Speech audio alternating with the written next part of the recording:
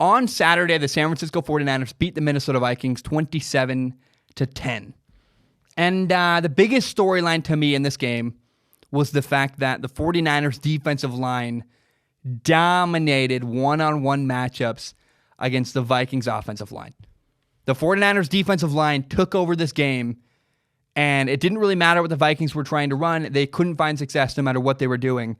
The Vikings offensive line was struggling. The Vikings ran the ball only 10 times for a total of 21 yards. Yeah, the Vikings only had 21 yards rushing in this entire game.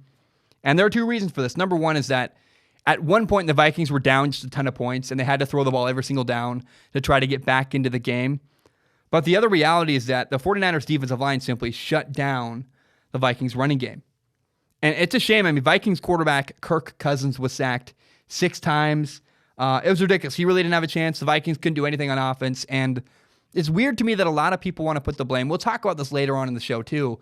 A lot of people want to put all the blame for this loss on Kevin Stefanski, the Vikings offensive coordinator. It's not coaching's fault. Coaching, no matter, if you can come up with a great scheme, but if your guys just get physically dominated in one-on-one matchups, it doesn't matter what plays you call. That's what happened for the Vikings. They might have called great plays, they might not have. It didn't matter because they just got dominated physically, and it's rare to see that in an NFL game where one team physically dominates the other. That's exactly what happened with the 49ers defensive line against the Vikings offense. So I felt bad for Vikings fans. I got to acknowledge, though, Jimmy Garoppolo, the 49ers quarterback, was phenomenal. He was great. I mean, he kept making big throws on downs like 3rd and 6, 3rd and 8, 3rd and 12. Jimmy Garoppolo was phenomenal on really important key downs. And there was a point where the Vikings crumbled in third quarter.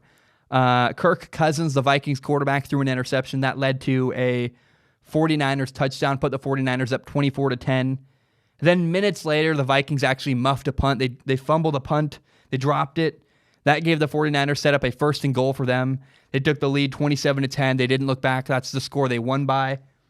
And so I just want to say here that the reason for this game being as lopsided as it was the 49ers defense just dominated, and particularly the 49ers defensive line. They just physically they outmatched the Vikings offensive line. The 49ers defensive line took over this game. This is why they won 27-10. I do also have to say, everybody is giving a lot of love to the Chiefs tight end, Travis Kelce. The Chiefs tight end, Travis Kelce, people are saying he's the best tight end in the NFL, and he is phenomenal. Travis Kelce is a phenomenal receiving tight end. But if you ask me, the 49ers tight end, George Kittle, is in fact the best tight end in the NFL. He's not only a great receiving tight end. If you want, people look at stats and numbers far too often. People are like, they get so caught up in fantasy football and they go, well, Travis Kelce has better fantasy football numbers than George Kittle. Dude, shut up. No offense. Stats are not everything. And if you look at the stat line from this weekend, George Kittle didn't have as good of a receiving stat line as Travis Kelce. Fair enough. Now, by the way, you want to say Travis, if you want proof that George Kittle, the 49ers tight end, is a great receiving tight end, go watch the Saints 49ers game. At the end of that game, George Kittle had a gigantic play that literally put the team on his back and carried the 49ers to victory. But it's not just the things he does that show up on statistics and show up in box scores and yada yada. George Kittle, the 49ers tight end, does something that does not show up in stat books, and nobody around the league, and especially, no offense, but dumb fans that follow fantasy football, they don't understand the game as well.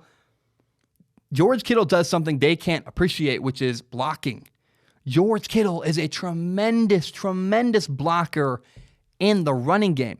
You're not going to see that in touchdowns receiving. You're not going to see that in catches. There's no stats that I can think of other than pancakes, and that's for offensive linemen, for blocking for George Kittle. But George Kittle is a gigantic reason why the 49ers run the ball so well. George Kittle, play after play after play, gives tremendous effort, tremendous technique, and executes blocks phenomenally. Nobody seems to appreciate it. He's got a multi-dimensional game as a tight end. Yeah, George Kittle is a great receiver. He also blocks. Travis Kelce is a receiving tight end, And George Kittle is light years ahead of him because he's not only a great receiving tight end, George Kittle also is tremendous with blocking and the running game. And that's a big part of why the 49ers win week in and week out. Their running game is so good because of George Kittle's blocking. Nobody talks about that. Nobody appreciates that.